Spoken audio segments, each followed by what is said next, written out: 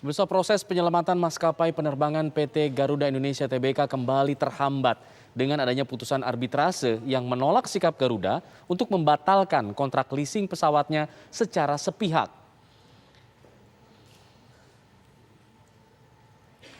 London Court of International Arbitration pekan lalu menjatuhkan putusan yang memenangkan gugatan lessor, yaitu Helis dan Aterisage terhadap Garuda. Dalam putusan ini Garuda wajib membayar sewa pesawat dan kewajiban-kewajibannya berdasar perjanjian sewa.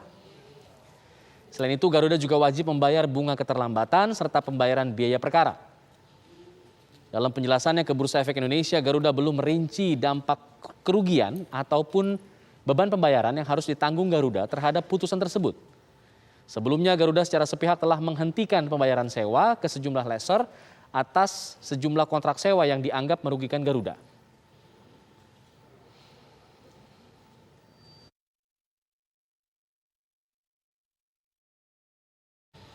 Dan saat ini kita sudah terhubung bersama dengan narasumber Andre Rosiade dari Komisi 6 DPR RI.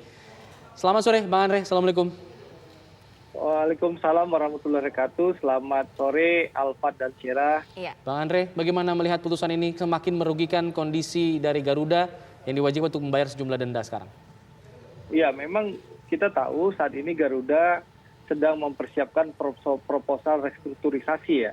Jadi dalam rapat kerja dengan Garuda dan Komisi 6 tanggal 21 Juni yang lalu, Garuda menjanjikan kepada kami mereka lagi meng-hire beberapa konsultan untuk menyiapkan proposal restrukturisasi yang diajukan kepada lessor-lessor yang ada bekerja sama dengan Garuda.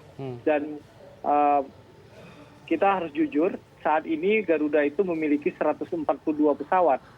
Nah, tapi yang diterbangkan oleh Garuda itu adalah 41 pesawat. Ada 101 pesawat Garuda yang tidak terpakai saat ini. Itulah yang menimbulkan kerugian Garuda 1 triliun per bulan. Nah, kalau dari hanya 41 pesawat yang terbang, Garuda itu mendapatkan revenue itu sekitar 70 sampai 80 juta dolar sebulan.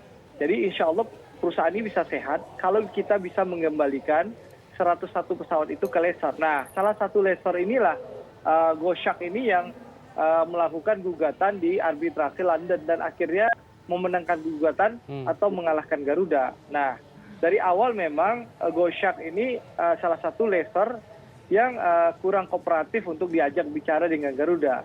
Berbeda dengan lessor-lessor yang lain yang saat ini masih menunggu proposal resmi yang akan disampaikan Garuda kepada para lessor-lessor ini. Ini yang kita tunggu. Dan kami di Komisi 6 juga masih menunggu proposal resmi yang sedang dipersiapkan Garuda. Tadi saat sebelum diskusi ini, saya juga sempat menanyakan ke Dirut Garuda, Pak Irfan, apakah sudah selesai proposal itu. Beliau menyampaikan proposal dalam waktu dekat akan selesai dan akan disampaikan kepada Kementerian BUMN.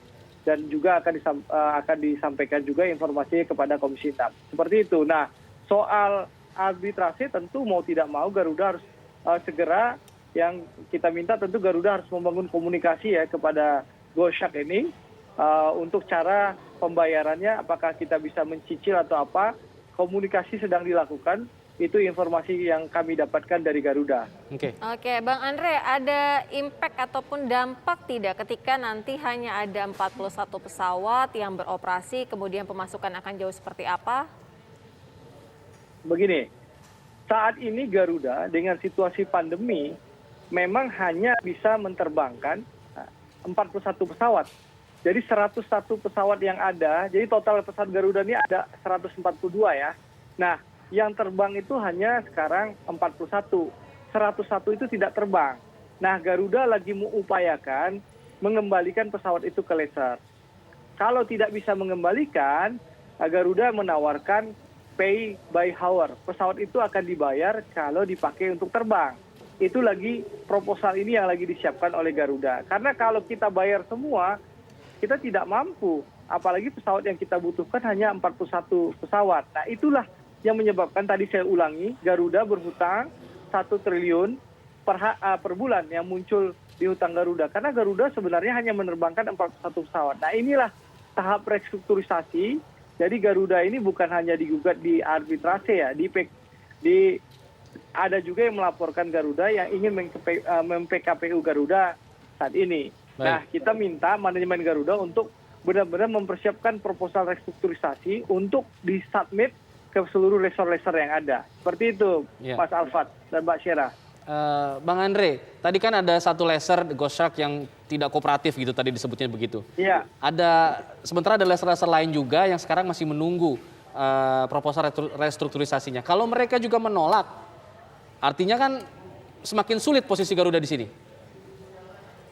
Ya, dengan situasi kondisi ekonomi yang sangat terdampak COVID ya, bukan hanya Garuda yang terdampak ya. Seluruh maskapai yang ada di dunia ini juga terdampak COVID yang menyebabkan banyak nunggak atau bermasalah dengan lesor-lesornya. Dan maskapai di dunia juga terjadi hal yang sama. Permasalahan kita di Garuda ini, kita itu yang saya sampaikan dalam rapat terakhir di Komisi 6 tanggal 21 Juni, permasalahan kita tuh markup masa lalu, Mas. Itu permasalahan kita. Banyak pesawat yang kita sewa harganya jauh di atas harga maskapai lain menyewa. Ini problem bagi kita. Misalnya pesawat yang harusnya kita sewa hanya $9 juta, kita sewanya $12 juta.